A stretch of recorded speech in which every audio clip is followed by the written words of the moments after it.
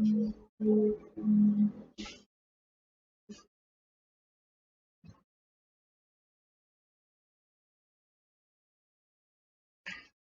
karena sudah jam 7 tepat, maka saya persilahkan Pak Irenus Endro untuk membuka di dalam doa.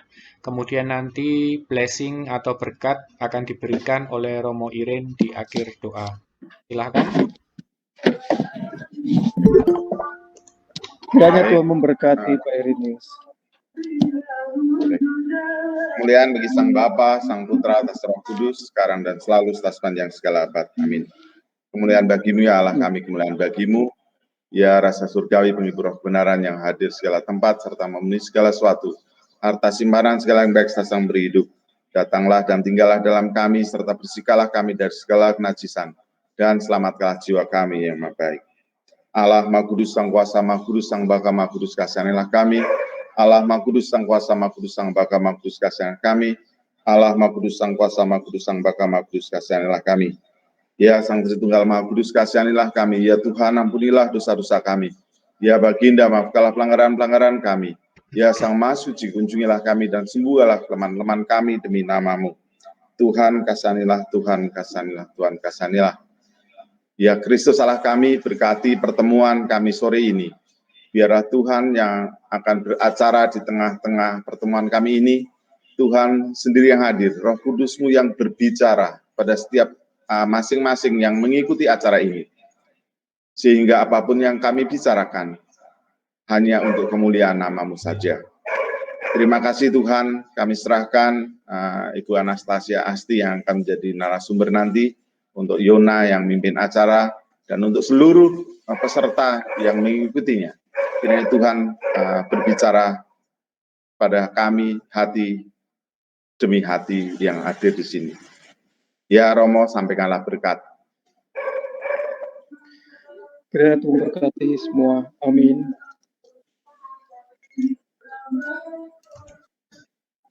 Baik, untuk ini kami serahkan kepada narasumber kita, Ibu Anastasia Asti dari Malang. Materinya ini bukan tentang doktrinal ya, tetapi tentang bagaimana sih seorang Ibu Anastasia Asti ini berjumpa dengan kekristenan, berjumpa dengan Kristus secara pribadi, dan berjumpa dengan gereja mula-mula itu, sehingga menemukan tujuan kekristenannya sesuai dengan judul yang kita peroleh. Baik, Bu. Yang pertama, Bu, terima kasih. Bagaimana pengalaman sebagai seorang anak Kristen, Bu, di tengah keluarga dan lingkungan yang mungkin non-Kristen, atau bagaimana Ibu bisa ceritakan, Bu? Udah. Mohon berkat, Romo.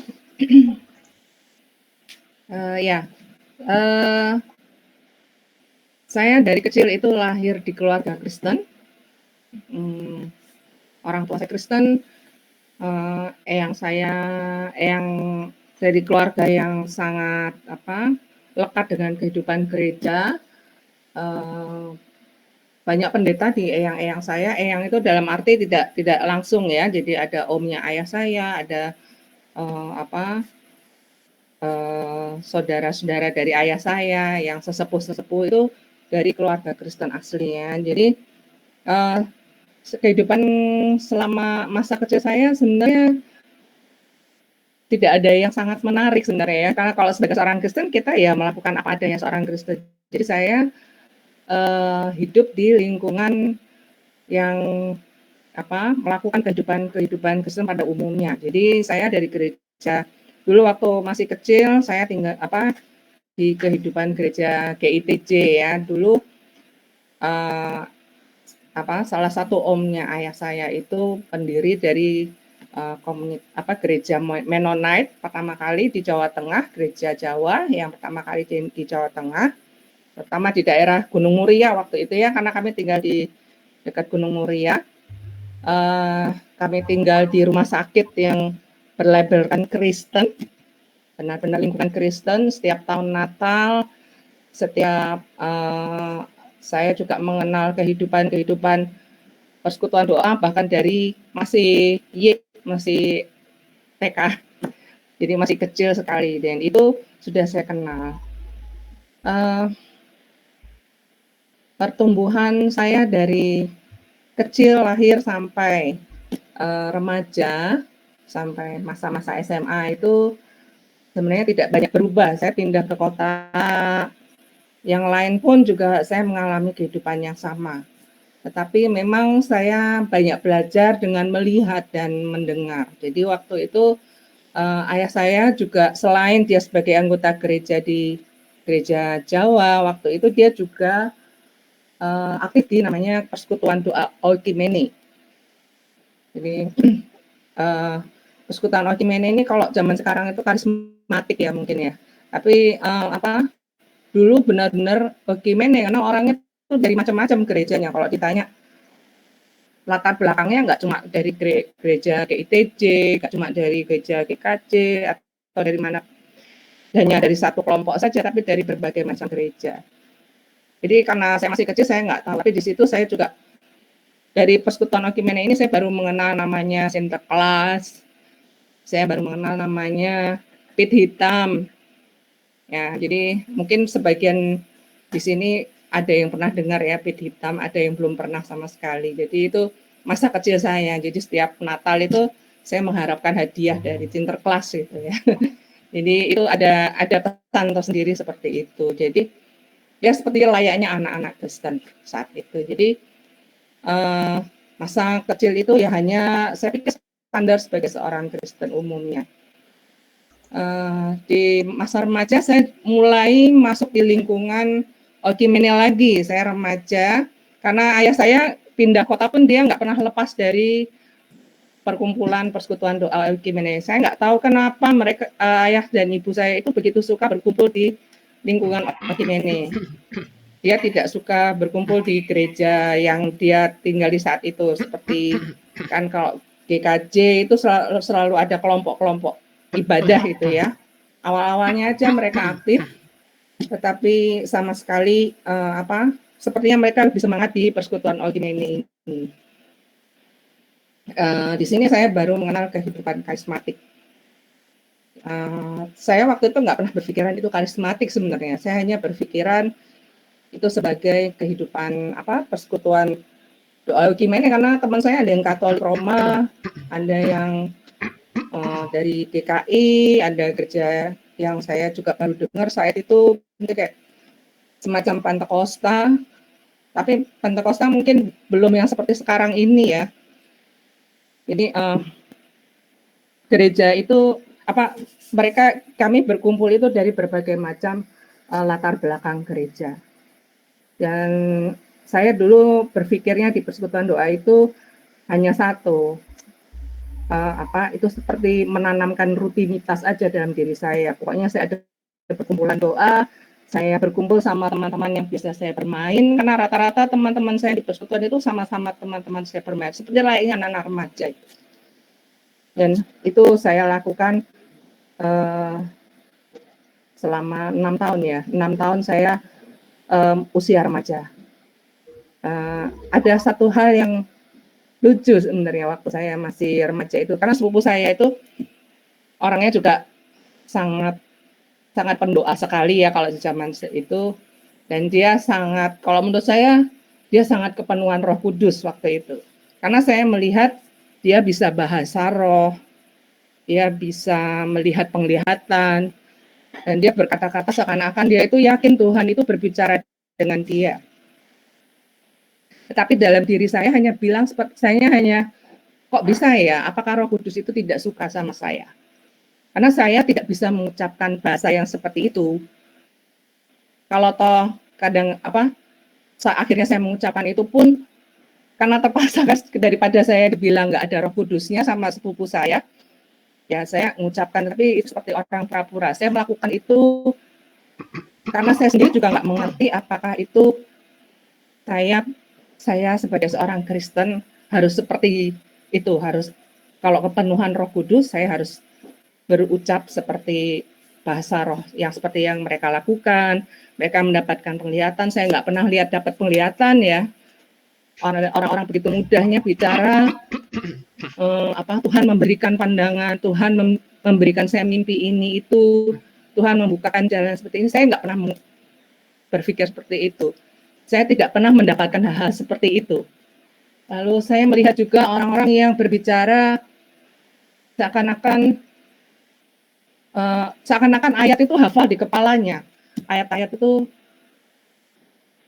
pada saat berdoa, kalau berdoa lama kita, kalau berdoa tuh lama sekali, ada kayak pujian, nyanyian, lama sekali, dan itu seperti kebiasaan. Kadang-kadang dalam diri saya ya ngantuk, namanya remaja ya, kalau bermain ya pasti ada rasa ngantuk. Jadi saya pikir semudah itukah mereka bisa melihat ayat-ayat di pikiran mereka, sampai kita harus membuka dan ayat-ayatnya itu seakan-akan sesuai dengan situasi saat yang dihadapi. Jadi yang dipergumulkan saat itu. Jadi saya pikir kenapa saya nggak seperti mereka. Tapi karena saya dasarnya anaknya pendiam dan pemalu. Jadi nggak pemalunya itu ada rasa gengsinya juga. Kalau nanya nanti aku salah. Kalau saya mengungkapkan saya nggak ngerti kenapa harus begini, kenapa harus begitu, nanti aku termasuk yang dianggap nggak beriman. Karena akhirnya saya nggak berani nanya, saya hanya diam, saya pikir ikuti alur aja. Tuh, jadi saya melihat kekristenan itu seperti itu dulu. Ini karena memang keadaan saya memang dari kecil Kristen. Di sisi lain, saya punya keluarga yang totally non-Kristen. Ya. Ada pertanyaan? Itu keluarga Kenapa besar masih ya, Bu, ya berarti ya? Yang totally non-Kristen maksudnya? Ya, keluarga besar. Baik. Terus? Kemudian waktu Ibu kecil itu apakah pernah, ya sebagai anak mungkin kita pernah jadi males kayak gitu ya. Nah, dalam keluarga sendiri bagaimana, Bu? Misalkan mengaturnya, apakah dipaksa untuk ke gereja atau seperti apa biasanya?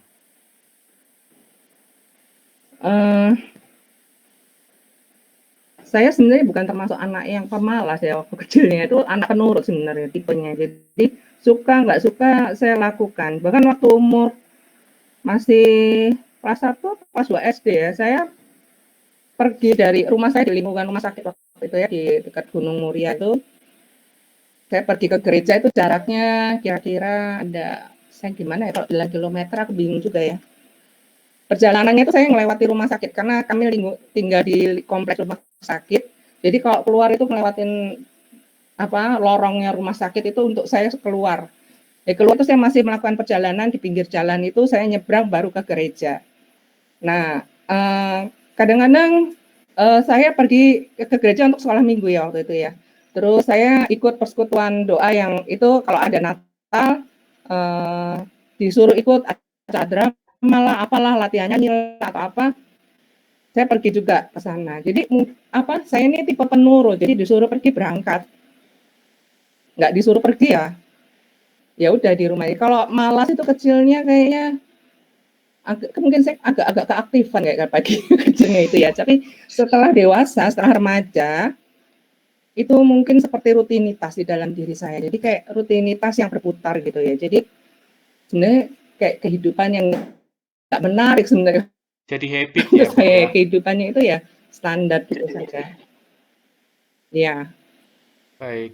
Kemudian tadi Ibu bicara bahwa dalam komunitas ekumenikal itu, Ibu berjumpa dengan Kristen karismatik ya, Bu.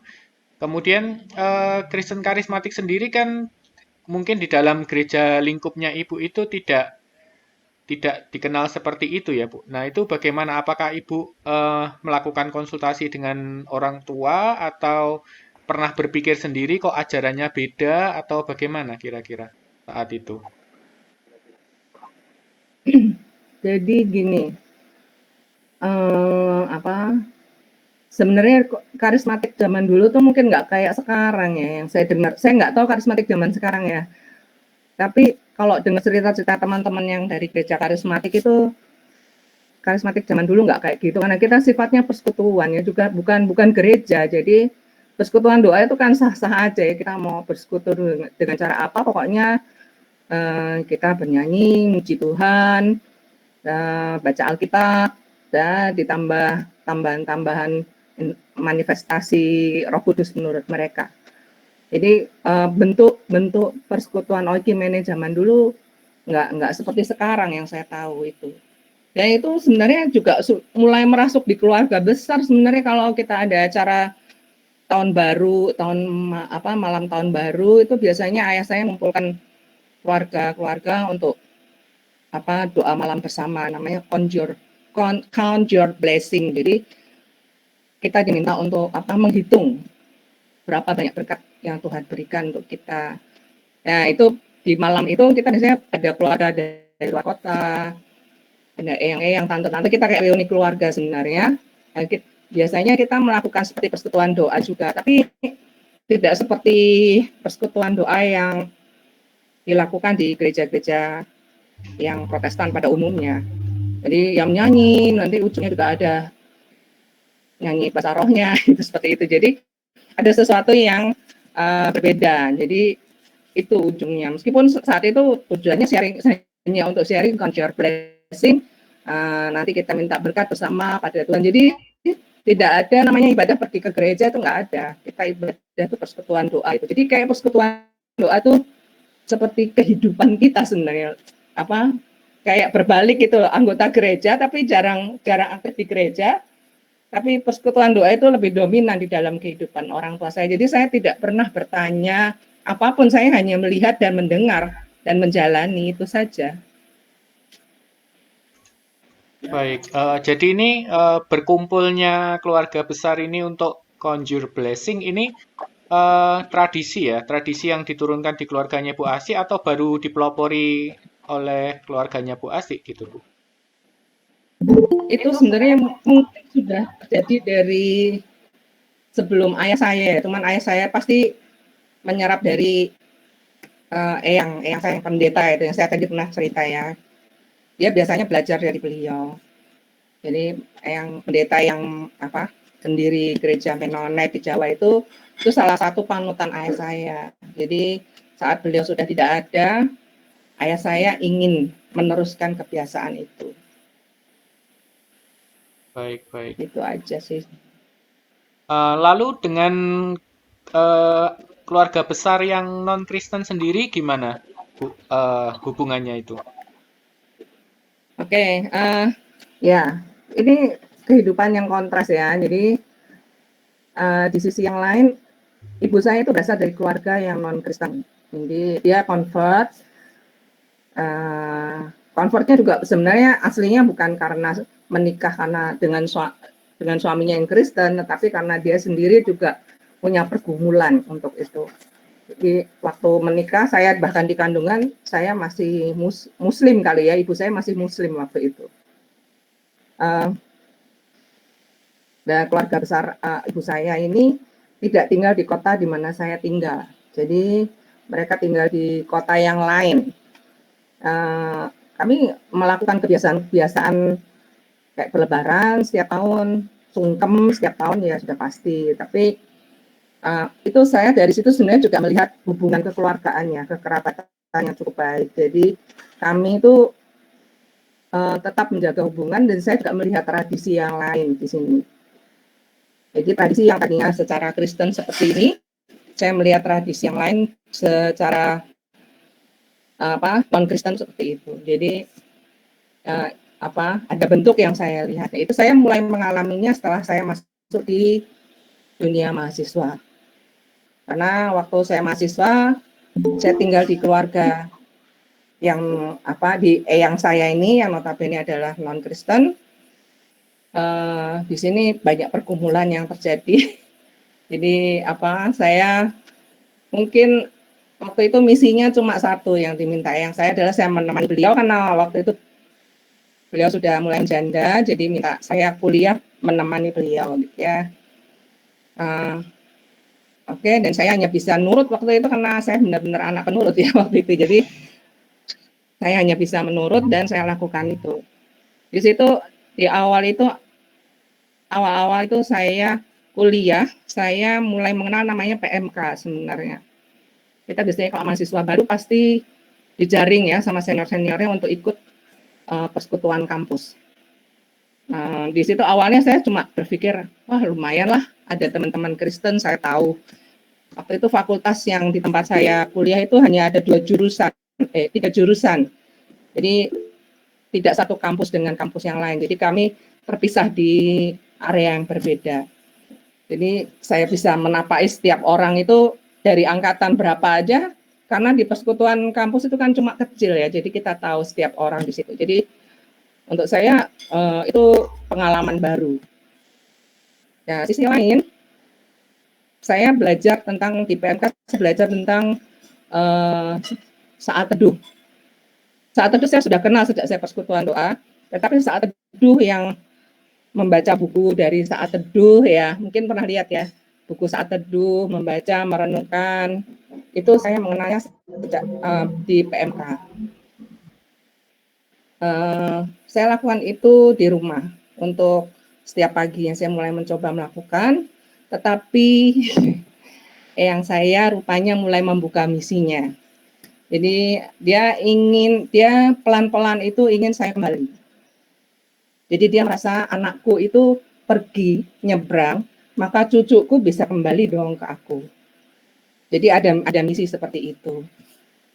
Itu terungkap setelah beberapa tahun saya tinggal. Beliau pernah katakan itu kepada saya. Caranya sih lucu memang, kayak saya bangun pagi, saya doa pagi, dia masuk kamar saya ngajak ngobrol. Jadi akhirnya saya nggak pernah doa pagi, karena setiap saya doa pagi, dia ngajak ngobrol ke saya, waktunya habis, saya buru-buru kuliah. Saya terus berubah strategi, berubah waktu, saya bangun pagi, lebih pagi.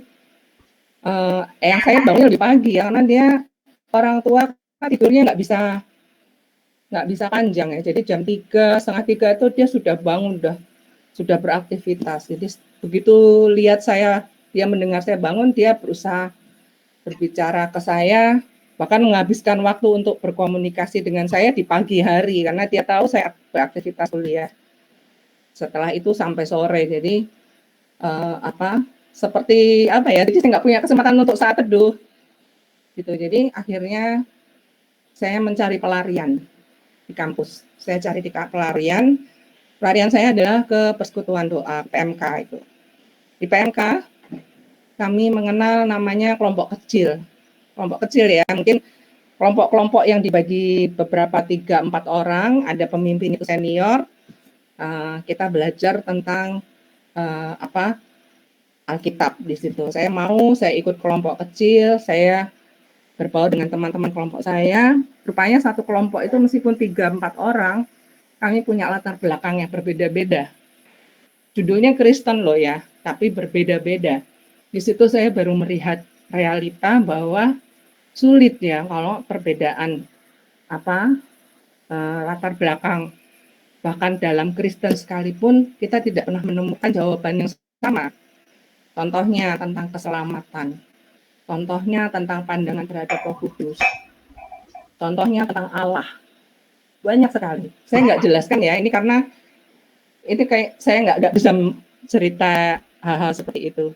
Jadi saya hanya melihat bahwa solusi yang kami dapatkan setiap pembicaraan kelompok kecil dan topik-topik seperti itu, kami tidak pernah menemukan solusi yang sama, karena setiap latar belakang yang berbeda punya pandangan yang berbeda. Jadi akhirnya si pemimpin kelompok kecil pun hanya bisa berucap,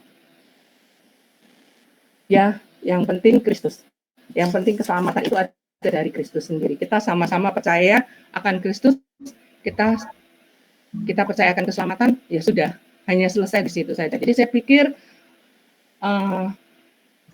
oke, jadi kekristenan itu wajahnya seperti ini. Itu tahap pertama yang saya lihat waktu saya mahasiswa. Mulai saya dalam pelarian saya mulai nyaman dengan lingkungan persekutuan, karena kalau di rumah saya nggak nyaman sebenarnya. Saya lebih nyaman di kampus, di persekutuan, aktivitas persekutuan. Saya ikut kepengurusan, saya pegang persekutuan juga, karena sampai di tingkat-tingkat ya tingkat 4, tingkat 5 saya mulai aktif sangat dalam di persekutuan doa. Kami mulai mengenal namanya kurikulum kurikulum PMK. Ya, saya baru tahu itu ya, persekutuan doa ada kurikulumnya. Jadi cukup panjang wawasan saya di dalam persekutuan doa ini. Persekutuan doa ini membuka mata saya karena saya melihat bentuk yang berbeda dengan masa saya remaja bersekutu itu. Waktu kita menggali firman Tuhan, waktu kita melihat firman Tuhan itu, saya mulai mengenal namanya kelompok PA ya, penggalian Alkitab waktu itu. Di situ kami belajar secara khusus tentang bagaimana menggali Alkitab. Kalau kita mau membahas suatu topik, misalnya kita diajarin caranya eksposisi, caranya melihat latar belakang, melihat dari kaki, catatan kaki dari Alkitab NIV. Jadi kita mesti pegang kitab NIV waktu itu, di bawahnya ada catatan kakinya. Saya melihat itu jadi sesuatu yang menarik ya, kayak orang sekolah sebenarnya, sekolah teologi sendiri di lingkungan kampus. Bahkan kami kadang-kadang bercanda di antara teman, kita ini salah masuk katanya, masuk kuliah kok belajarnya teologi gitu. Jadi sebenarnya saya pikir ini bentuk lain yang saya mulai kenal tentang mengenal iman Kristen itu sendiri. Jadi saya waktu itu sangat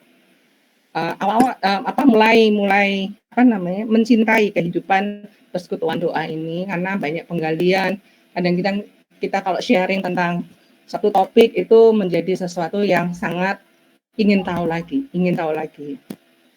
Tapi tanpa kita sadari, saya mulai kehilangan arah di ujung-ujung menjelang akhir saya perkuliahan. Saya merasa bahwa belajar Alkitab seperti ini, saya ini semakin tidak mengerti arah hidup saya. Jadi saya merasa saya ini sekolah cari ilmu, cari pengetahuan tentang teologi ya. Jadi sebenarnya saya ini mau cari apa sih sebenarnya kuliah itu. Jadi seperti ada kehilangan arah. Kadang-kadang saya memprioritaskan waktu saya itu lebih banyak untuk PMK, kegiatan PMK. Jadi saya waktu itu mulai kehilangan. Jadi saya mulai kembali lagi ke titik awal di mana saya mulai PMK. Saya melihat persekutuan doa itu bagaikan karena ini Oukimene ya, jadi lingkungan kami ini satu Kristen tapi kok macam-macam ya. Macam-macam itu nggak pernah ada jalannya gitu, sampai detik itu. Itu yang saya akhirnya pikirkan. Jadi itu kesimpulan saya dalam mulai untuk pencarian. Jadi jalannya sebenarnya apa? Itu. Jadi akhirnya saya di sisi lain saya juga di lingkungan keluarga, nenek saya juga rajin sekali waktu itu kasih pandangan ajaran-ajaran Islam. Kan saya tahu benar ya nenek saya dari cerita ibu saya itu lebih saleh dari nenek saya. Jadi dia dulu belajar Al-Quran, belajar membaca, lebih tahu tentang Al-Quran. Nenek saya itu sangat modern, dia tidak mengerti, tidak peduli hal-hal seperti itu. Jadi saat dia mulai bicara hal tentang kerohanian, dalam hati saya ada sedikit mengecek. Masa iya gitu ya, namanya juga cucu ya, cucu kan suka berandal juga sedikit-sedikit ya. Cuma saya pikir bahwa kadang-kadang apa yang diucapkan itu dia benar. Dia melakukan ibadah itu dengan rutin. Katanya agama ini adalah agama yang rendah hati. Saya sempat tertarik. Jadi saya sempat tertarik, tetapi saat melihat tentang Allah, surut hati saya. Allah itu nggak seperti yang mereka lihat ini. Allah yang saya tahu itu tidak seperti ini, tapi saya nggak bisa menjelaskan. Allah yang saya kenal itu seperti saya kenal sebagai seorang Kristen, tapi saya tidak bisa menjelaskan. Apa ya? Kenapa saya nggak bisa dengan ini? Jadi poinnya tuh di situ. Jadi saat saya mulai mengenal tentang iman Kristen ini lebih dalam lagi, setiap hari bergumul. Titik yang lain lagi, di saat yang bersamaan, ibu saya itu sudah mulai belajar tentang iman ortodoks waktu itu. Jadi ibu saya sering telepon, dia menceritakan bahwa cara kita selama ini berdoa itu salah, cara kita percaya pada Allah itu selama ini salah. Saya bingung, salah gimana? Yang ngajarin Kristen siapa gitu? Saya cuma berpikir seperti itu. Cuman saya pikir ya, karena saya sendiri juga masih dalam pencarian tentang iman Kristen itu sendiri. Jadi ibu saya mungkin ya hanya sebagai seorang ibu terhadap anak, dia ingin saya mengenal iman ortodoks, tapi itu waktu itu saya masih belum kena karena saya sendiri masih bingung dengan arah yang saya hadapi saat itu ya. Itu. Terus apa lagi ya Mas Yon? Baik, tentang persekutuan yang di mahasiswa tadi, Bu. Saya kembali ke sana. Apakah persekutuan ini otodidak gitu, Bu? Mempelajari sendiri semuanya atau ada pembimbingnya dari pendeta mana gitu atau bergantian atau gimana, Bu? Ya, persekutuan kampus kami waktu itu dibimbing oleh, kalau kemahasiswaan itu dulu ada namanya kayak perkantas gitu ya. Ini ada pembinanya, sebenarnya sangat terarah persekutuan kampus kami, dan termasuk besar, PMK tempat saya itu termasuk besar waktu itu untuk skala saat itu ya. Jadi kampus kami sangat memikirkan pembimbingnya itu juga orang-orang kampus yang belajar dan mengkhususkan diri sebagai hamba Tuhan. Jadi mereka ngajarin, ada orang-orang yang memang punya spesialisasi di bidang PA, ada hamba Tuhan atau ya dia kakak, kami manggilnya kakak ya, ada yang lulus dari kampus lain tapi kami manggilnya kakak juga. Mereka yang membimbing kami, ada yang khusus untuk tentang Roh Kudus, pneumatologi dulu bilangnya gitu ya. Ada yang khusus untuk keselamatan. Ada yang tentang khusus untuk ada pembimbingnya. Jadi sifat kelompok kecil itu seperti ini. Kelompok kecil dibina oleh kakak pembina. Kakak pembinanya ini punya kelompok lagi namanya KTB, kelompok tumbuh bersama. Dia tetap dibina. Ini kelompok tumbuh bersamanya ini ada pembinanya lagi. Ya ini dia kakak-kakak senior yang mereka mempelajari. Biasanya mereka ambil sekolah teologi juga, yang kakak-kakak senior dari alumni-alumni ya. Jadi mereka ada yang mengkhususkan untuk pelayanan kampus. Jadi kami nggak belajar ngambang, tapi ya kenyataannya ada banyak dari mereka lulusan teologi ya waktu itu. Gitu.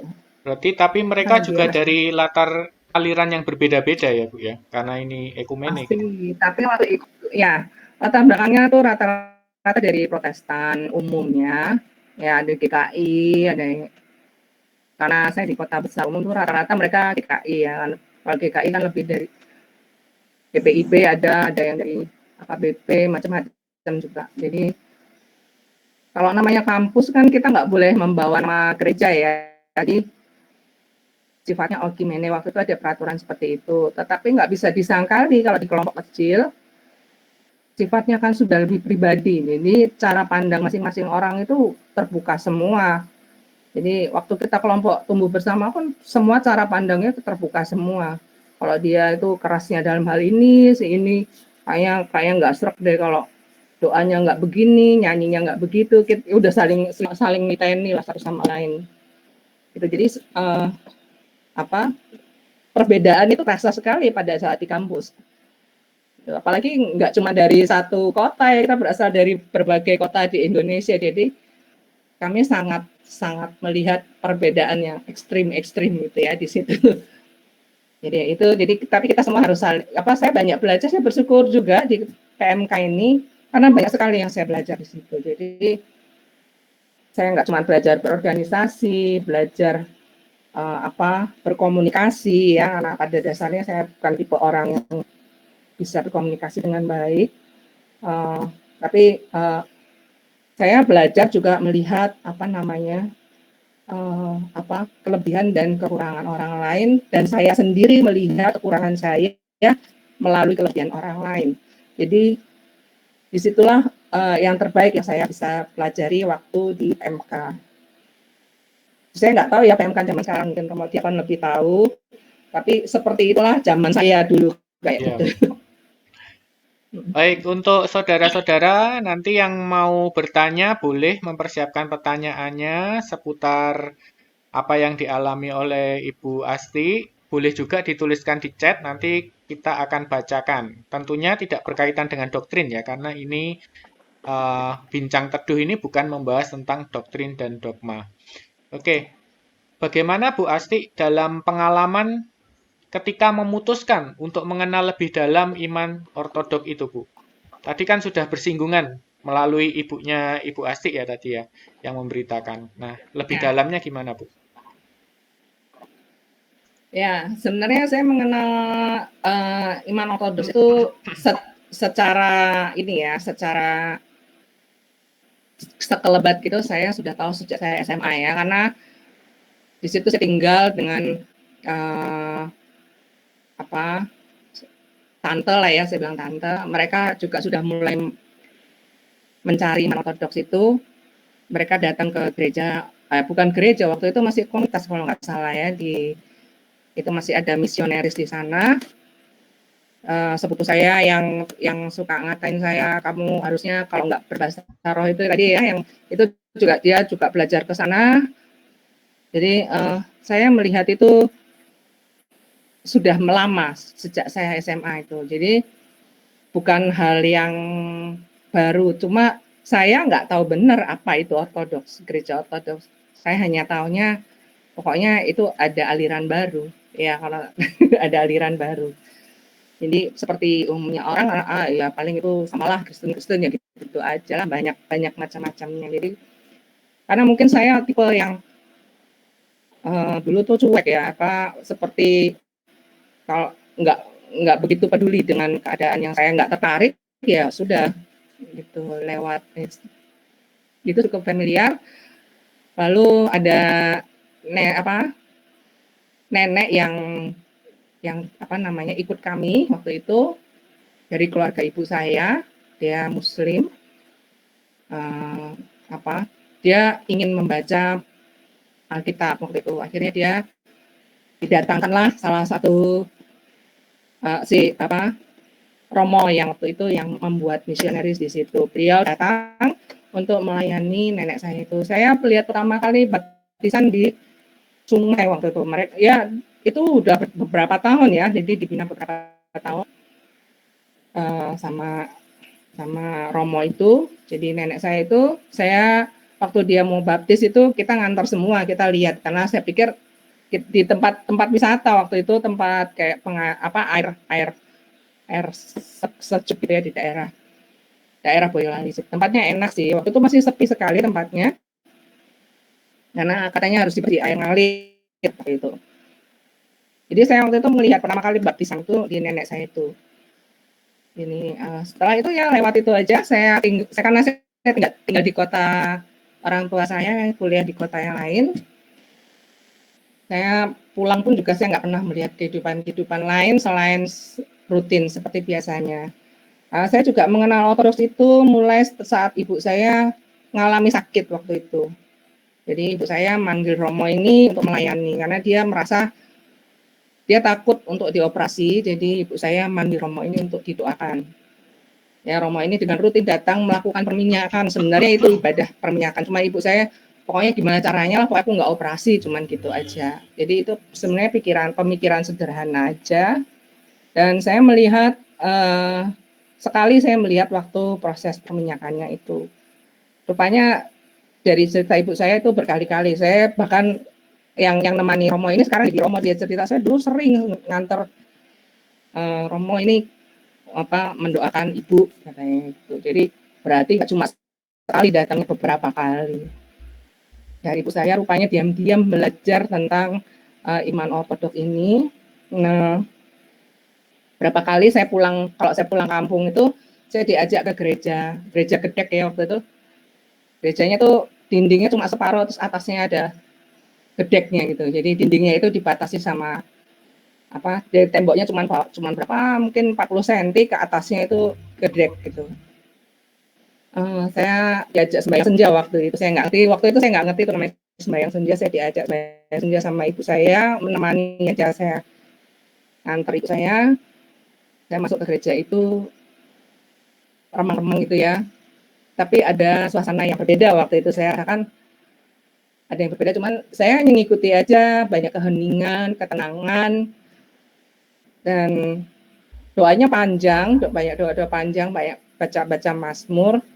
Jadi itu pengalaman baru untuk saya, tapi ya itu yang saya lihat tentang kehidupan ibadah ortodoks pertama kali.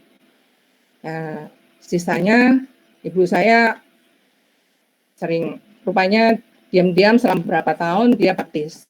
Dia baptis bersama ayah saya, dan mereka tidak baptis di kota itu, mereka baptis di kota lain. Kami bahkan anak-anak nggak ada yang tahu orang tua saya baptis secara ortodoks. Jadi saya melihat itu sebagai pengalaman yang ya saya hanya tahu aja. Saya tidak pernah ingin mencari tahu lebih dalam. Nah, tetapi pada saat saya di titik yang tadi itu, di titik saya mencari, mulai kehilangan arah, saya merasa bahwa saya belajar membaca Alkitab seperti ini, saya bahkan tidak tahu arah tujuan saya. Jadi arah yang saya sebagai seorang Kristen itu tujuannya apa. Jadi saya melihat pelayanan, saya melihat apa yang diceritakan senior-senior saya, teman-teman yang melayani bersama itu, bahwa hidup kita itu menjaga keselamatan kita, keyakinan kita itu hanya dengan melayani. Itu yang mereka lakukan. Dengan kamu melayani, kamu tetap di dalam keselamatan Sang Kristus, katanya gitu. Jadi saya harus aktif, untuk aktif ke gereja. Kalau saya lulus dari kampus, saya harus aktif ke gereja. Mereka punya misi, kamu kembali ke gereja kamu masing-masing kan, kalau PMK kayak gitu. Cuma, nah itu saya berpikir kembali ke gereja mana, saya cuma berpikir, saya selama ini merasa saya tidak punya gereja yang tetap. Saya tidak punya rumah, gereja itu bukan tempat yang saya pernah datangi. Jadi, mencari rumah itu, rumah yang untuk jiwa saya itu, saya masih kehilangan arah waktu itu. Sampai detik itu saya mulai berpikir dengan kata-kata yang pernah ibu saya ucapkan. Kamu tahu nggak gitu, doa yang kita selama ini kenal itu nggak kayak gitu harusnya. Doa itu nggak usah bertele-tele, minta ini, minta itu, panjang lebar. Tuhan kasihanilah aja udah selesai. Saya cuma berpikir, apa ya kok ucapannya cuma Tuhan kasihanilah? Kenapa ya? Itu pertanyaan. Kedua, mungkin juga itu yang benar yang bilang ibu saya. Gereja itu kalau nggak ada pondasinya rasul, nggak benar kata ibu saya. Terus, Mas, nggak benarnya di mana? Itu selalu apa yang diucapkan ibu saya, yang mungkin dia saat itu baru dengar, dari dia belajar, dari dia dengar khotbah dengan ajaran Romo yang di gereja, ya itu digaungkan ke telinga saya saat dia nelpon, saat saya pulang kampung, dia selalu gaungkan itu muncul lagi di telinga dan pikiran saya. Jadi apa yang saya pernah dengar itu muncul, dan itu membuat pertanyaan baru di pikiran saya. Jadi jangan-jangan yang dibilang ibuku itu benar. Kalau gereja ya mesti yang kayak gitu. Tapi kayak apa gitu? Jadi itu menjadi satu pertanyaan yang cukup besar untuk saya. Akhirnya saya mencari. Jadi akhirnya saya menemukan, sampai proses pencarian itu saya bahkan akhirnya melepaskan semua yang diajarkan di PA itu, karena menurut saya terlalu banyak menafsir. Saya mulai konyol. Saya merasakan belum tentu yang saya tafsir, yang saya baca menurut NIV pada saat itu benar juga. Saya hanya berpikir seperti itu. Jadi saya mulai mencari, dan saya butuh tempat untuk bertanya. Akhirnya waktu saya sudah lulus kuliah, itu masih nunggu mau wisuda, saya pulang ke Solo, ke rumah orang tua saya pulang ke sana, saya bertanya ke Romo yang yang saya kenal cuma Romo itu ya, jadi saya datangi Romo yang melayani ibu saya itu, saya datangi dia karena pas kebetulan dia ada di situ. Jadi saya datangi dia, saya tanya langsung tentang iman ortodoks itu. Jadi saya tanya tentang gereja, kenapa perlu kita perlu tahu sejarah, kenapa gereja itu bisa dibilang satu, kenapa gereja itu yang sekarang saya yakin itu kan saya juga berasal dari gereja yang rasuli ya, mereka kan yakin pada gereja rasuli ya. Kita kan melakukan iman rasuli juga di gereja yang saya datangi saat itu. Jadi apakah itu kesalahannya di mana? Bukan kesalahan ya. Kalau itu bukan gereja yang sebenarnya, itu masalahnya di mana? Gitu. Panjang ceritanya, waktu itu cukup lama saya berkomunikasi dengan beliau. Pada satu titik saya bertanya pertanyaan yang selama ini menjadi pertanyaan saya. Tujuan hidup seorang Kristen itu sebenarnya apa? Ya, itu jawaban Romo itu membuat saya jadi pengen nangis. Jadi mengenang masa pertama dia, saya melihat saya mulai seperti ada kayak plong gitu loh, ada sesuatu yang plong. Jadi saya mendapatkan jawaban tentang menyatu dengan tubuh dan darah Kristus, ya, atau teosis. Saya baru dengar kata itu pertama kali. Saya ingin tahu lebih tentang itu. Ya sudah, kalau kamu ingin tahu tentang itu, kamu ikut katekisasi. Sejak itu saya belajar melalui katekisasi sampai akhirnya saya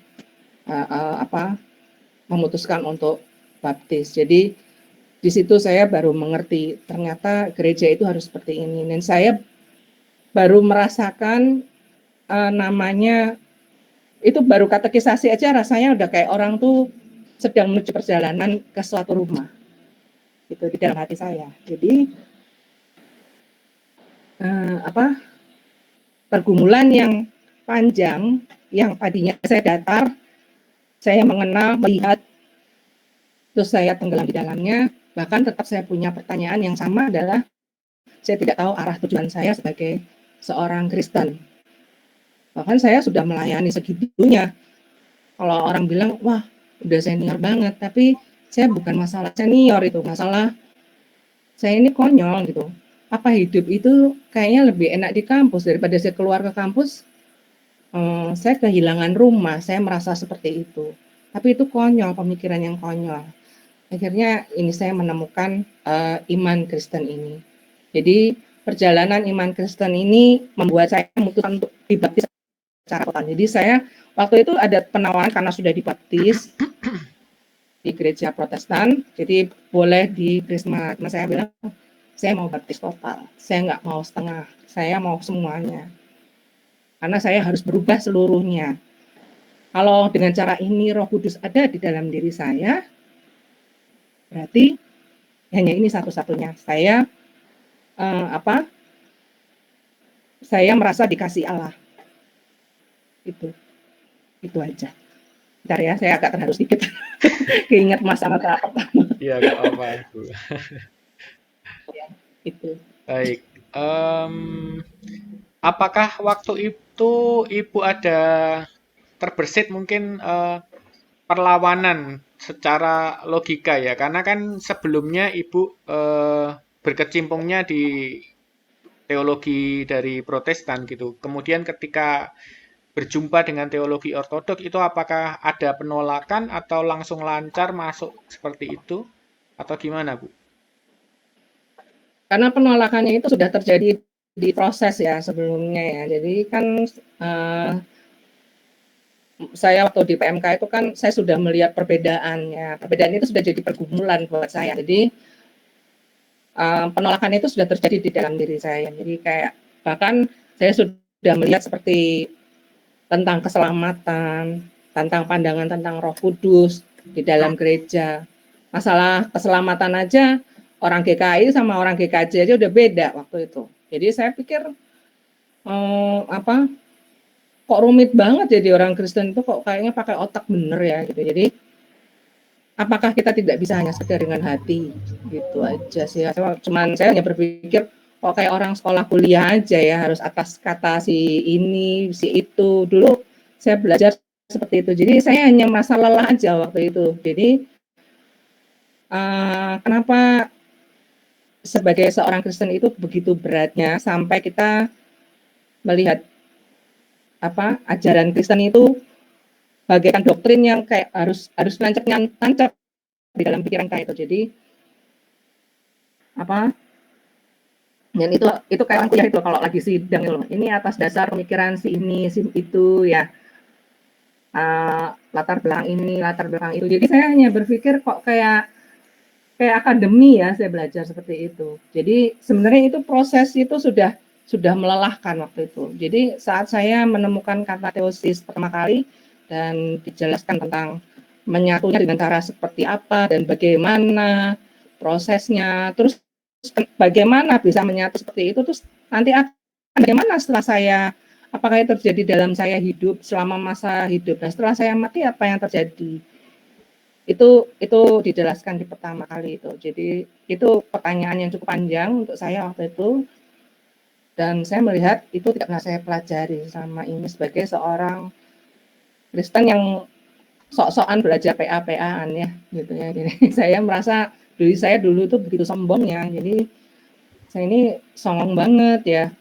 Kayak yang udah sok tahu. Jadi ibu saya bilang apa, mamanya nggak ngerti aja, sama aja lah gitu ya. Saya waktu itu saya hanya berpikir seperti itu. Kristen ya Kristen begitu aja. Tapi saya pikir iman Kristen tidak sedangkal itu.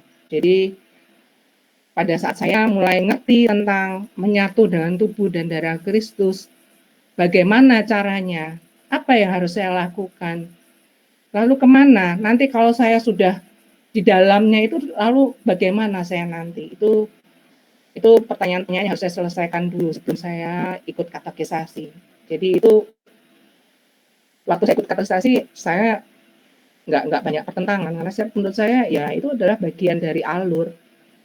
Karena saya sudah tahu tujuan saya itu. Waktu itu pergumulan dan katekisasinya kira-kira berapa tahun, Bu? Saya termasuk yang pendek ya, waktu nggak panjang. Karena saya harus kembali lagi ke kota di mana saya kuliah. Saya harus menyelesaikan urusan kampus. Saya masih pegang pelayanan kampus waktu itu. Saya masih punya rencana ingin kerja, jadi saya harus kembali lagi. Jadi waktu yang sangat pendek, tapi terjadi setiap hari. Setiap sore itu saya dari jam 6 sore sampai jam 10, jam 11 malam. Capek sih memang, cuma kayak kita semua itu yang hadir itu berbagai umur ya. Saya mungkin waktu itu paling muda kalau nggak salah ya. Jadi ada beberapa usia katakumen yang bersama saya. Nah, kami lelah, tapi kami senang gitu. Jadi rasanya kayak ya itu memang kebut sih waktu itu. Tapi setelah saya baptis, saya pulang ke kota saya kembali itu, saya benar-benar seperti orang itu kayak pakai baju baru gitu loh, ngerti ya? Jadi rasa hausnya itu begitu tinggi. Hausnya itu bukan secara knowledge aja. Knowledge itu kayaknya kalau dulu waktu saya Protestan nomor 1, tapi knowledge itu kayak turun pangkat gitu. Saya hausnya itu dari dalam. Jadi saya harus datang ke ibadah. Waktu itu di kota saya itu belum ada gereja ortodoks, masih komunitas, baru dirintis, baru mulai. Jadi harus nunggu peta, ada liturgi di sini, harus liturgi di sana. Jadi tapi hausnya itu meskipun tempatnya jauh saya ikuti waktu itu. Jadi itu saya rasa sebagai bagian pembinaan jiwa saya pikir itu, karena saya mengejar itu. Jadi tempat Ibu dibaptis itu di kota tempat Ibu kuliah ya? Kalau saya tangkap tadi. Saya dibaptis di kota orang tua saya. Jadi di rumah orang tua saya. Saya waktu itu pulang kampung di kota Solo. Saya kuliah di Jakarta ya, ini bongkar juga nih. Jadi saya baptisnya di Solo. Waktu itu sudah ada gerejanya, gereja Ortodoks, dan saya kembali lagi ke kota Jakarta. Waktu itu belum ada, baru komunitas yang baru dirintis waktu itu. Jadi kami cuma dengar kabar, tolong ada ibadah di sini, kamu hadir, cuma itu aja. Sampai Baik. akhirnya ada komunitas, sampai ada parokia. Ya, itu jemaat termasuk yang pertama kali di kota itu saya termasuk. Nah, bagaimana Bu ketika Ibu berada di Jakarta dengan komunitas yang mungkin nggak seberapa banyak ya Bu ya awalnya ya. Nah, gimana pergumulannya kalau misalkan ketika ditanya mungkin oleh orang Kristen lain, aliran yang lain, bagaimana Ibu pergumulan Ibu saat itu? Ya, saya waktu sebagai Ortodoks pertama kali itu yang saya tahu adalah, saya tahu di Ortodoks waktu itu belum ada gereja yang cukup banyak.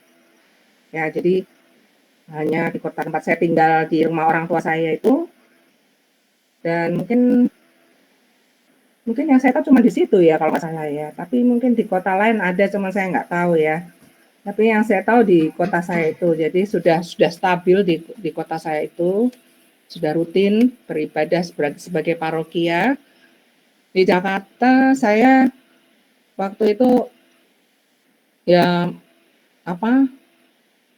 bukan masalah sih, memang nggak bisa bergereja ya, saya harus menerima. Saya pegang buku doa, saya doa di rumah pribadi. Pokoknya kan saya melakukan ibadah, nggak ada lagi kekuatan dari yang di rumah. Saya masih tinggal di rumah nenek saya waktu itu karena saya nggak boleh keluar. Saya mau minta kos nggak boleh, jadi saya tetap tinggal di rumah nenek saya. Ya itu kayak kekuatan baru untuk saya. Jadi saya sebenarnya nggak terlalu memikirkan keadaan gereja yang waktu itu, masih komunitasnya aja juga belum jelas ya waktu itu, ibadahnya di mana. Saya bahkan ada berapa orang banyak baptisan juga saya nggak tahu waktu itu. Pokoknya tahu ada komunitas, terus tahu ada tempat ibadah, tahu begitu. Jadi saya menikmati aja. Tapi saya waktu itu dengan bangga saya menceritakan bahwa saya sudah Ortodoks bahkan ke teman-teman PMK saya waktu itu. Jadi teman-teman pengurus ya waktu itu saya cerita dulu ke mereka, dan saya menyatakan bahwa saya ini bukan lagi Protestan, saya Ortodoks. Mereka tanya apa itu, bisa jelaskan yang menurut saya bisa saya jelaskan, dan mereka berpikir seperti saya pertama kali, itu hanya aliran. Jadi saya nggak akan memaksakan diri. Saya pikir saya belum bisa memberitakan yang sebenarnya karena saya belum bisa menikmati gereja yang sebenarnya. Jadi saya lebih banyak diam waktu itu. Saya ingin menjelaskan pokoknya saya Ortodoks. Saya bukan lagi Protestan yang seperti kamu kenal kemarin. Jadi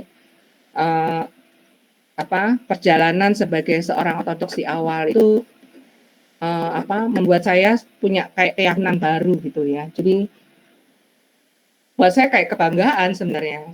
Saya punya rumah gitu loh, ngerti nggak sih? Tadinya merasa nggak punya rumah, aku nih punya rumah loh. Sekarang aku nih Ortodoks itu, seperti itu dulu. Jadi saya ceritakan ke teman-teman saya. Meskipun mereka nggak berespon, mereka cuma bilang, itu kepercayaanmu, ya sudah. Mereka nanya, emang ada pengakuan lima rasulinya? Emang ada ininya, doa Bapak kaminya? Ditanya saya detail seperti itu. Saya jawab, ada. Bahkan pengakuan lima rasulinya lebih lengkap dari yang kita pernah baca dulu, saya bilang gitu. Ya kira ya sudahlah, itu keyakinanmu, ya seperti itu. Jadi saya nggak akan menceritakan kalau mereka tidak bertanya, tapi rupanya Tuhan membuat saya harus diam. Waktu itu saya nggak banyak bicara, jadi saya diam, saya mengikuti situasi sampai saya bisa bekerja. Waktu mulai bekerja, ini benar ya? Lanjut lagi apa udah? Iya, nggak apa-apa. Bagaimana dapat keyakinan? Ya, waktu saya mulai bergereja di gereja Ortodoks, kami mulai ada tempat ibadah waktu itu, mulai ada parokia, komunitasnya. Saya selalu bela-belain lah ya, meskipun tempatnya jauh, bela-belain untuk bisa datang ke gereja waktu itu. mulai mengenal teman-teman yang rumahnya dekat, jadi kami bisa bersama-sama mulai punya teman-teman yang pergi bersama-sama di sana. Rupanya itu juga perjalanan iman yang awal yang cukup berat juga ya di awal ya. Saya juga bilang, saya mulai bekerja, saya bilang ke atasan saya itu orangnya salah juga, orang Katolik yang sangat salah. Dia bilang, saya pernah dengar itu ortodoks, dia bilang gitu. Jadi bolehlah sekali-sekali imammu ikut dipanggil, kita bikin persekutuan doa di kantor, dia bilang gitu. Ya saya undang sesuai permintaan atasan saya ceritakan. Jadi Imam Romo pada saat itu kalau ada waktu saya minta beliau mengajar di kantor tempat saya. Saya semangat sekali waktu itu bergereja, bahkan waktu mengadakan misi-misi di tempat lain. Kami ada namanya pemuda, zaman dulu namanya Hana Harim ya, pemuda-pemuda yang sekarang pemudanya udah pada jadi Romo ya. Ada teman-teman yang sudah menjadi Romo, dan saya melihat bagaimana mereka berjuang hidupnya. Kami bersama-sama memulai satu persekutuan pemuda. Tapi waktu itu ya akhirnya balik lagi ke paroki ya. Jadi saya persekutuan doa itu di dalam gereja yang dibangun waktu itu nggak pernah berhasil kayaknya. Ya seperti itu sama ortodoks. Nggak tahu kenapa ya. Jadi memang baliknya itu harus ke gereja lagi ya. Gereja. Jadi kekuatannya kita itu adalah gereja. Ini sebagai awal saya sebagai seorang iman Kristen itu, seorang iman Kristen ortodoks ya, seorang yang iman para rasul ini, saya melihat perjuangannya itu berat sekali. Jadi bahkan di dalam kehidupan saya bekerja, saya waktu itu berpikir dengan sempat berpikir nakal, kalau saya dibaptis mungkin habis ini saya dapat pekerjaan.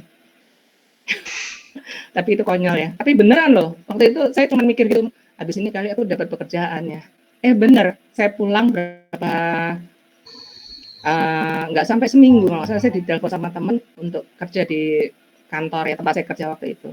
Jadi saya dapat pekerjaan di situ pertama kalinya. Di situ saya mulai mengalami pergumulan dalam hidup saya, karena lingkungan saya bekerja itu sangat berat. Saya di lingkungan yang sangat keras, tempat saya bekerja, banyak sekali cara orang-orang mendapatkan pekerjaan yang sangat kasar.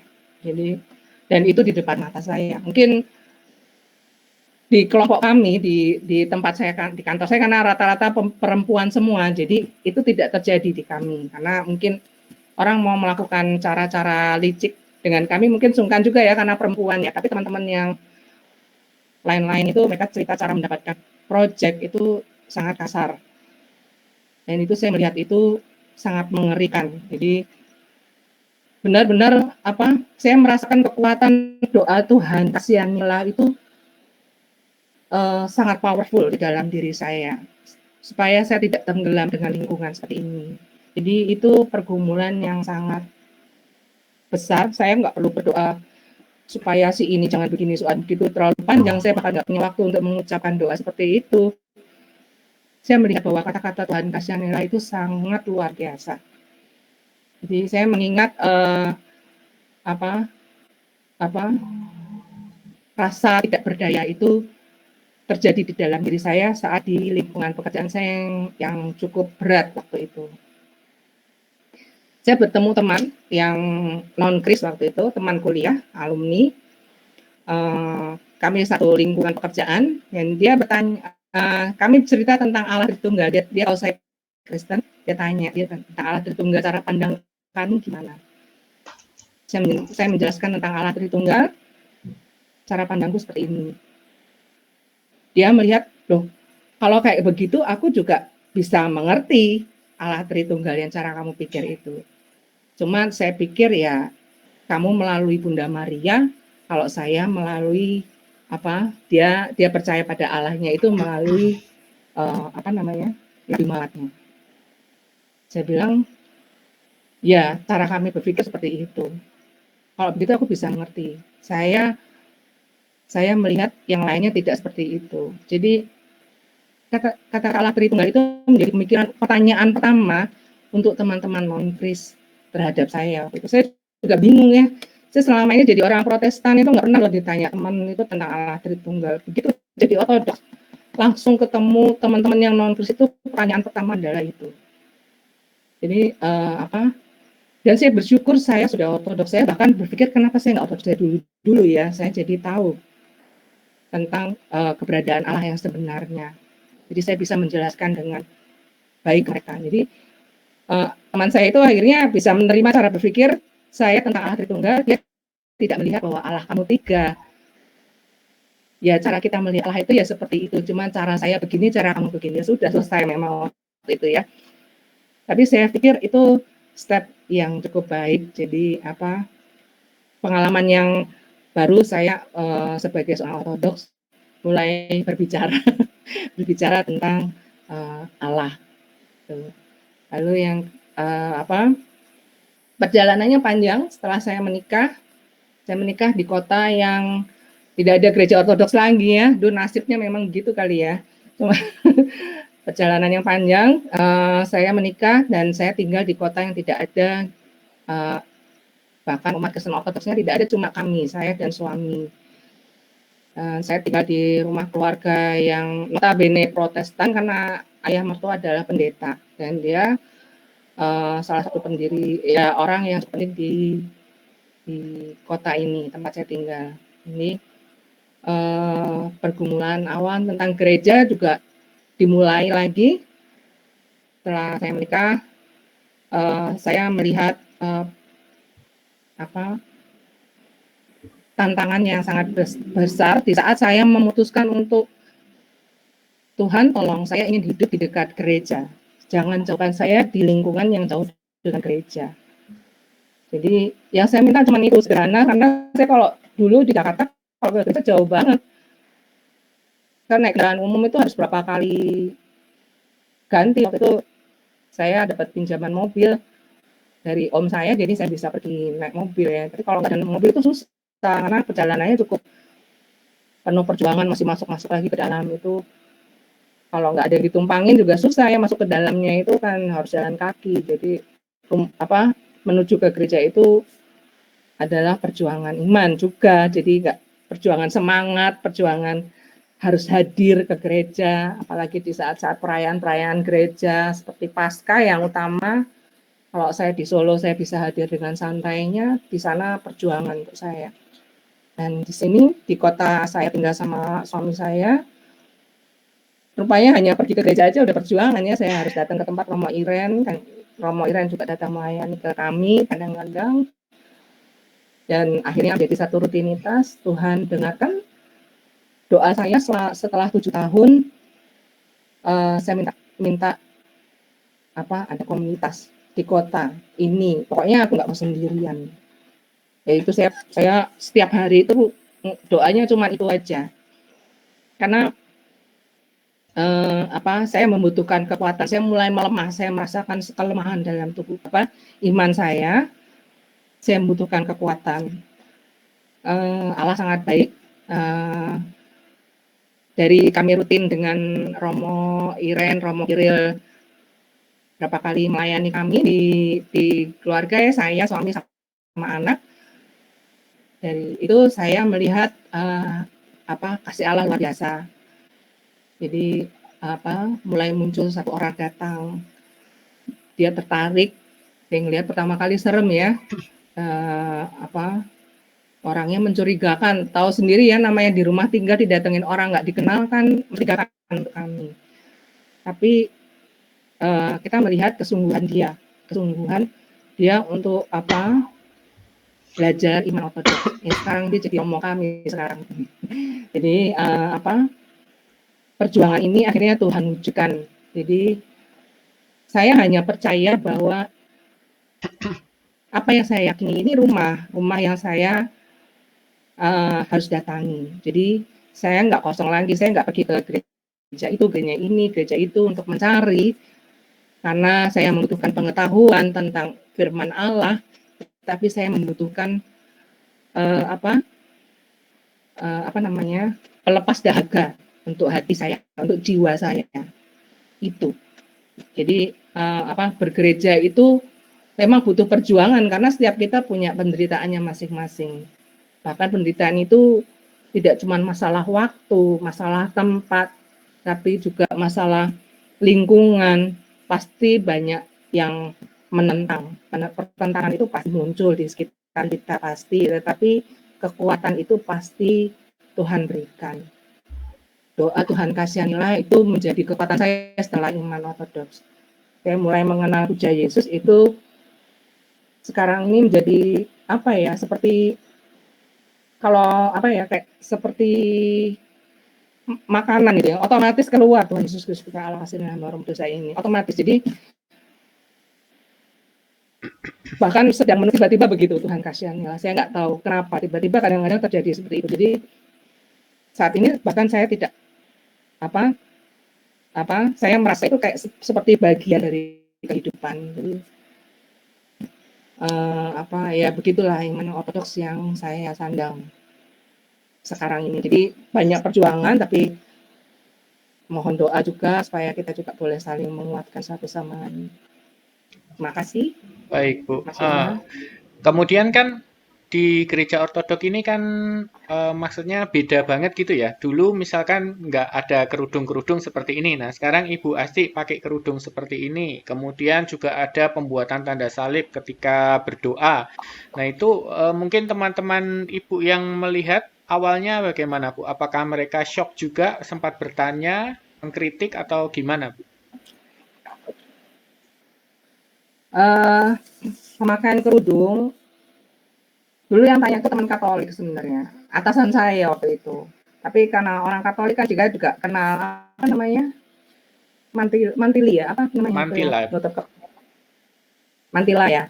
Nah, jadi untuk mereka nggak masalah, meskipun saya tanya kalau untuk kamu artinya apa, dia tanya nggak tahu ya, itu kebiasaan di gereja kami udah kayak gitu ya. Kalau saya kalau ada pertanyaan seperti itu saya jawab ya di Korintus 10 itu, saya Korintus 10 atau 11 ya, Korintus 10 itu saya jawab ya memang itu hanya dipakai untuk di hadapan Allah. Kalau kita ke gereja saya bilang gitu aja, sederhana. Kalau di luar saya nggak perlu saya pakai kerudung.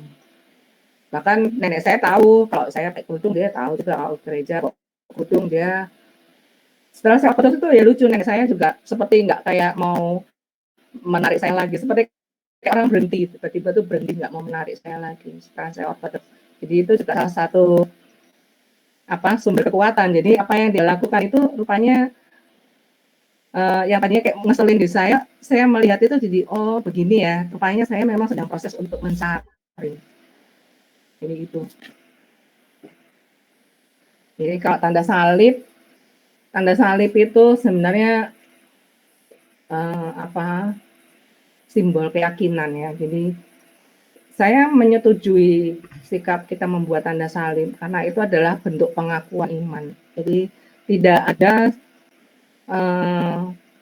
saya sebagai seorang Kristen itu semua di pikiran itu nggak bisa. Saya percaya pada Kristus tapi nggak mau bikin tanda salib.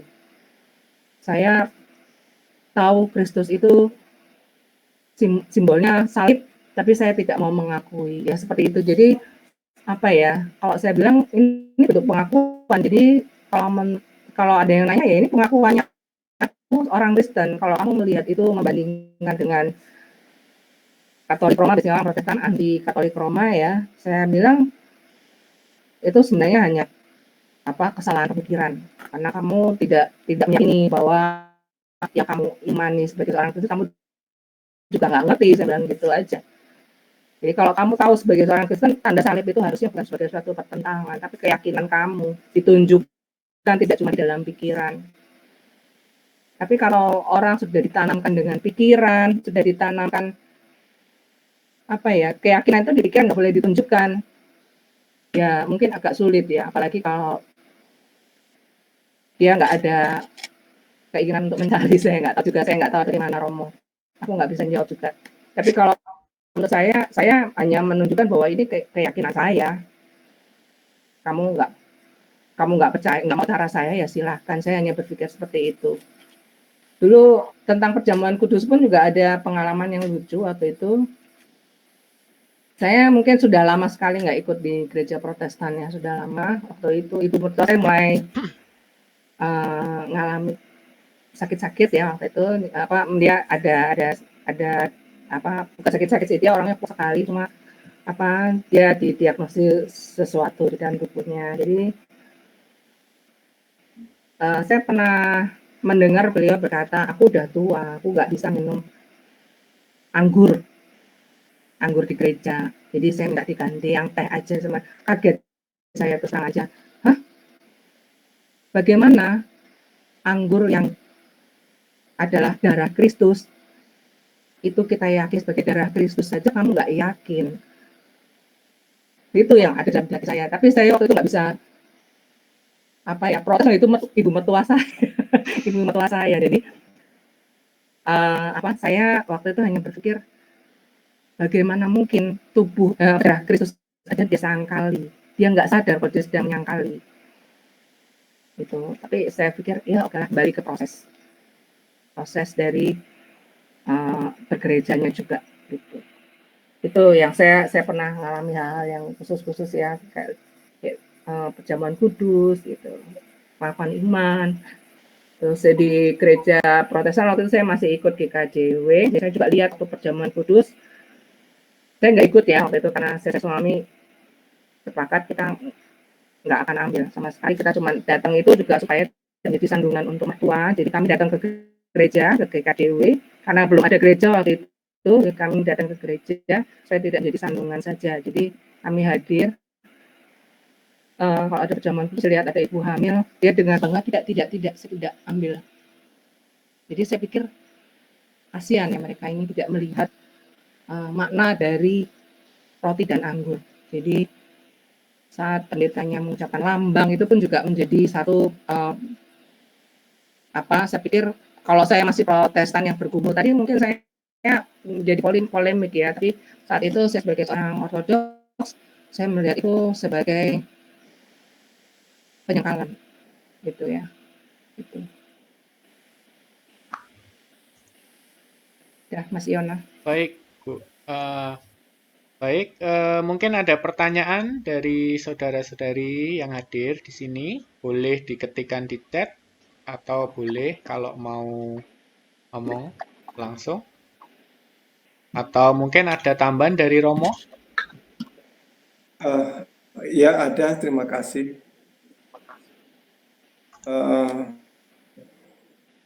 Terima kasih untuk Bu Anastasia. Sama halnya dengan Romo Iren juga, ada satu hal yang membuat pada akhirnya memutuskan untuk berada di dalam gereja Ortodoks. Saya ingin bertanya kepada Ibu Anastasia, pernahkah berpikir tentang masih adakah kekristenan awal, ataukah pernahkah berpikir bahwa gereja mula-mula itu tidak ada, dan ketika ada pernyataan bahwa gereja Ortodoks itulah gereja mula-mula, apa pendapat Ibu? Hubungan juga dengan menemukan jawaban untuk tujuan iman Kristen. Apakah ketika di persekutuan di kampus itu tujuan Kristen itu tidak konkret dan di Ortodoks yang bagaimana? Kamu putus-putus. Ini maksudnya apa? Pernahkah Ibu berpikir bahwa gereja mula-mula itu tidak ada, lalu ketika gereja Ortodoks ini menyatakan diri sebagai kekristenan mula-mula itu, bagaimana pendapat Ibu? Itu aja dulu. Oke.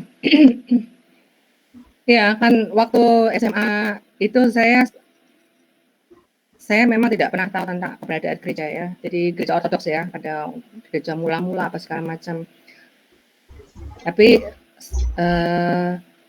saya mulai mendengar tentang gereja ortodoks itu sejak saya SMA karena ada aktivitas itu ya, misionaris Romo di rumah saya.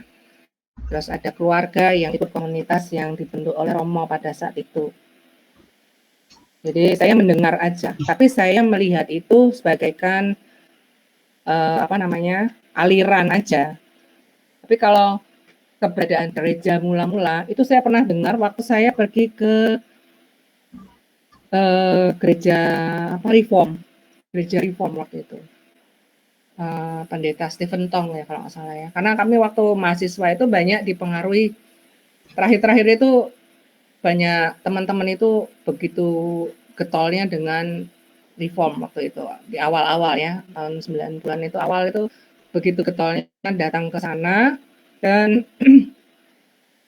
Pak Stephen Tong sering mengatakan tentang gereja awal, gereja mula-mula. Jadi setelah saya waktu itu saya masih nggak ada bayangan gereja mula-mula kayak apa ya, yang semacam apa ya. Mulai saya mencari tentang gereja ortodoks ini, di sinilah saya baru melihat tentang keberadaan gereja mula-mula itu. Dan kebetulan saya waktu itu belum ortodoks, saya pernah diajak sama orang tua saya, kami pergi ke waktu itu belum ada internet ya kayak gini ya, kalau zaman sekarang kan enak ya bisa nyari di internet ya. Jadi saya diajak sama orang tua saya, waktu itu ayah saya tugas ke luar negeri, kami di satu negara itu, ibu saya karena sudah ortodoks dia ngajak kami datang ke gereja hari Sabtu sore. Waktu itu kami datang ke cari gereja ortodoks. Di situ saya baru lihat namanya gereja ortodoks yang sebenarnya. Waktu itu saya belum ortodoks, saya baru melihat, oh seperti ini gereja pakai dupa, banyak gambar ya, banyak ikonografi ya, banyak gambar, terus romonya berjubah-jubah, dan doanya begitu panjang. Waktu itu mereka menggunakan bahasa Yunani, saya nggak ngerti bahasanya.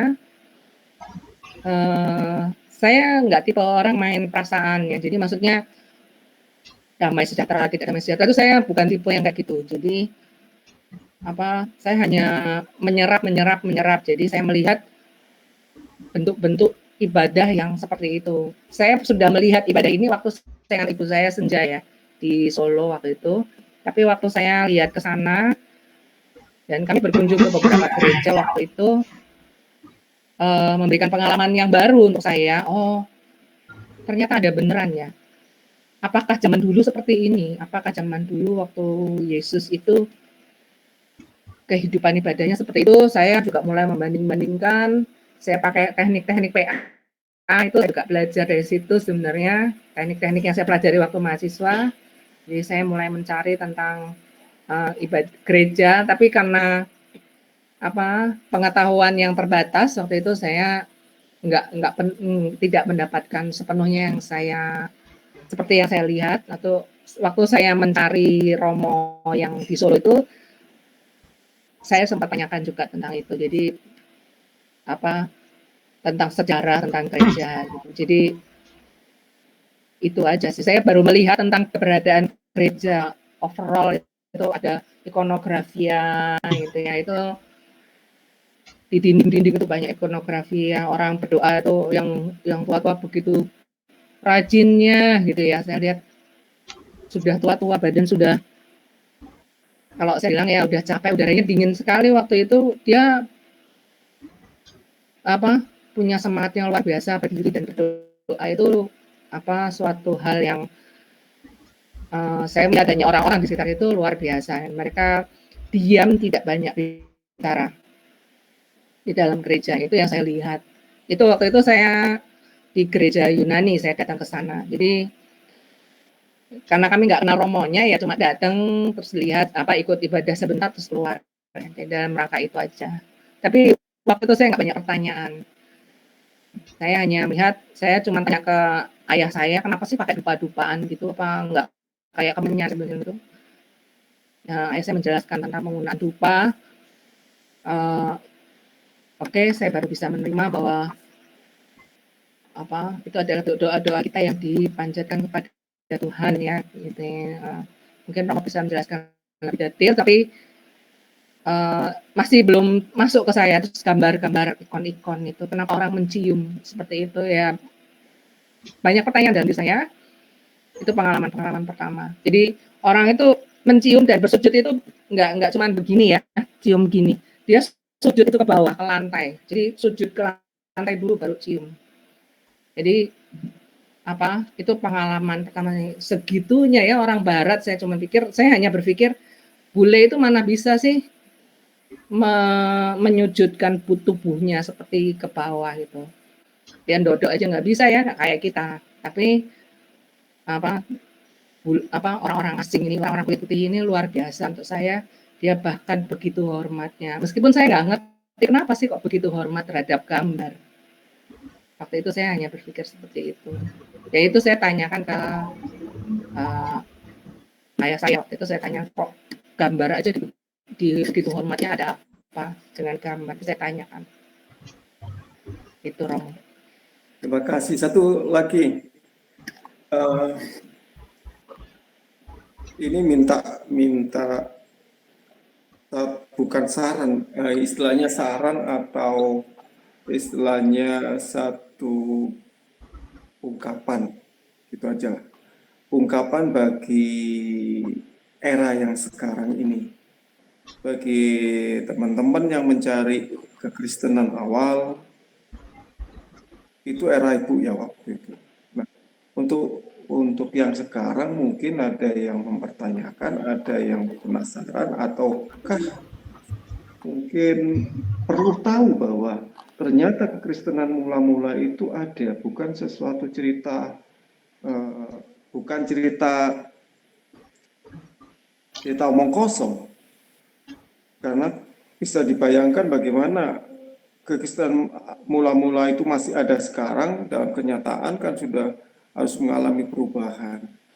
Nah, artinya ketika Ibu sudah menemukan tujuan kekristenan di dalam kekristenan mula-mula ini,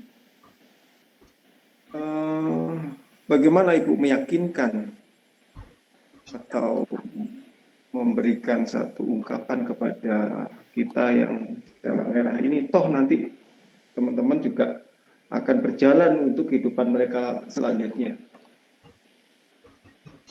mencari kepastian tentang kekristenan dan tujuan Kristen. Gitu. Saya kasih salah deh. Oke. Aduh. Saya sih sebenarnya mungkin nggak sepantasnya. Saya sebenarnya kayak gini nih, cerita segini nih sebenarnya nggak enak hati ya. Tapi moga-moga apa yang saya ceritakan ini bisa membangun teman-teman di sini yang dalam proses pencarian. Karena saya juga mencari di usia yang sangat muda. Waktu itu saya juga di usia masih mahasiswa. Bahkan saya mencari iman Kristen itu dengan proses yang tidak mudah gitu ya. Jadi bahkan sebagai seorang Kristen pun banyak hal yang ternyata yang sudah saya lakukan itu rupanya hanya seperti bayangan lalang saja. Jadi tidak seperti mencapai goal yang sebenarnya. Kalau anak muda yang bekerja, yang anak kuliah, ya anak sekolah gitu ya. Kalau zaman sekarang kan anak sekarang pinter-pinter, jadi banyak media yang menjembatani untuk mewujudkan semua rasa ingin tahu. Jadi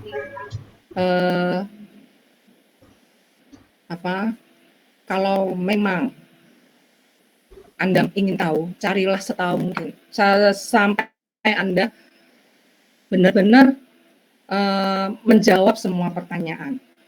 Jadi karena ini jalan hidup kita. Jadi saya mencari dulu, nggak punya media-media seperti sekarang kita bisa buka gereja ortodoks kayak apa, cuma duduk sini saya udah bisa keliling dunia, lihat gereja di mana saja dengan berbagai bahasa. Saya bisa melihat bukti gereja Rasuliah itu ada. Tapi zaman dulu nggak ada. Jadi yang membuat keyakinan itu hanyalah pertolongan Roh Kudus saja yang ada di dalam diri kita. Kalau kita mencari, Allah pasti membukakan jalan. Saya selalu ingat pesan ayah saya dulu ya, waktu saya kuliah, pesannya dia cuma satu, carilah dahulu kerajaan Allah, maka semua itu akan ditambahkan kepadamu. Waktu awalnya, waktu saya masih SMA ke mahasiswa itu, saya berpikir kalau saya terlibat di dalam kehidupan kerohanian Kristen, apapun yang saya inginkan Tuhan pasti jawab. Itu pasti ada hal-hal yang sifatnya materi atau keinginan yang terjawab. Tapi setelah saya menemukan iman ortodoks ini, apa saja yang saya cari itu saya menemukan jalan yang seharusnya saya lakukan. Tapi itu menurut kapasitas saya. Jadi setiap kita itu punya pribadi yang unik di hadapan Allah. Jadi Allah pasti membukakan caranya menurut kita semua. Jadi entah itu karakter kita, entah itu kebodohan kita, atau itu juga sok kepintarannya kita, itu mungkin juga dipakai oleh Tuhan. Bahkan amarah, teguran yang menyakitkan lingkungan sekitar kita itu juga bisa menjadi jalan. Jadi mungkin yang rasanya membuat jengkel di sekitar kita itu bisa jadi menjadi jalan. Jadi carilah kerajaan Allah, maka semua itu akan ditambahkan kepadamu. Itu aja sih kalau menurut saya. Terima kasih untuk Ibu Anastasia. Ya memang perjalanan hidup kita ini pasti kita masing-masing mengalami suatu peristiwa. Kalau kita ini mengalami satu pencarian sesuatu, cari sesuatu, carilah yang sungguh-sungguh dengan niat dan doa. Saya berharap nanti teman-teman juga yang lain akan kita minta pengalaman mereka mengenal tentang kekristenan mula-mula dan bentuk cerita yang lain. Dan memang kita bisa berbagi. Saya berharap teman-teman yang ikut dalam kali ini mendapatkan inspirasi, mendapatkan suatu semangat bahwa mencari sesuatu itu bukan perjuangan. Hal tentang iman Kristen memang perlu suatu upaya yang harus dialami dan dirasakan dengan kesungguhan hati. Kesungguhan hati itu artinya yang saya sampaikan, ya kita tak hanya hidup sebagai manusia jasmani, tetapi kita harus ingat bahwa manusia kita manusia rohani juga, yang seharusnya kita ini menemukan jawaban hidup kita. Saya kira itu saja. Saya berharap nanti ya entahkah nanti kita minta pengalaman anak-anak, ya mungkin bagaimana sih anak-anak kita itu mengerti ada tentang kekristenan mula-mula, karena dari orang tuanya bagaimana mereka pada titik awal meyakini bahwa mereka percaya kepada kekristenan mula-mula atau Kristen para rasul di dalam gereja. Karena anak-anak ini kan enggak, yang mereka butuhkan bukan pengetahuan teologi begitu saja. Ataukah nanti kita minta pemuda, bagaimana kita minta mereka untuk berbicara, menyaksikan berbagi cerita, dan semogalah cerita yang ini menjadi berkat. Saya kira ini secara pribadi terima kasih, saya juga menjadi satu berkat. Jadi kalau menceritakan itu cerita yang indah, yang kalau mungkin dibukukan itu setiap kita punya buku sendiri-sendiri. Ya. Terima kasih Ya, mungkin ada yang lain yang mau menanyakan. Ya, mungkin tentang apa itu teosis mungkin bisa sekilas dijawab atau yang cukup atau yang lain. Ada hal lain lah.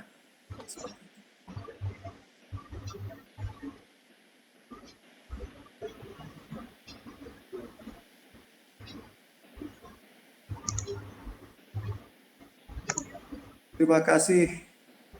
Ya, mungkin lagi sungkan atau bagaimana mengungkapkan, tetapi berharap bahwa Roh Kudus, Rohnya Allah yang Maha Suci itu menolong kita semua. Menjamah setiap hidup perjalanan kita untuk menemukan kebenaran di dalam iman Kristen. Ya, Baik Romo, karena waktunya sudah jam ini boleh 8.35. maaf, itu ada chat sekilas tentang ikon karena ada. Kenapa Romo? Mohon dijawab 2 menit atau apa tentang ikon. Ada yang tanya tentang ikon apa itu Oh, sebentar. di chat. Karena Ibu Stasia tadi menyebut ikon-ikon Oke. sesuatu yang Ini ada pertanyaan dari Ricky. silakan. Mungkin soal ikon bisa secara lintas atau mungkin secara singkat ya, dijelaskan. Ya, bagaimana ya? Ibu Silahkan. Boleh dari ya, narasumber, nanti itu boleh dilengkapi pasti dengan boleh Romo. dijelaskan secara singkat 4 menit atau 2 menit boleh.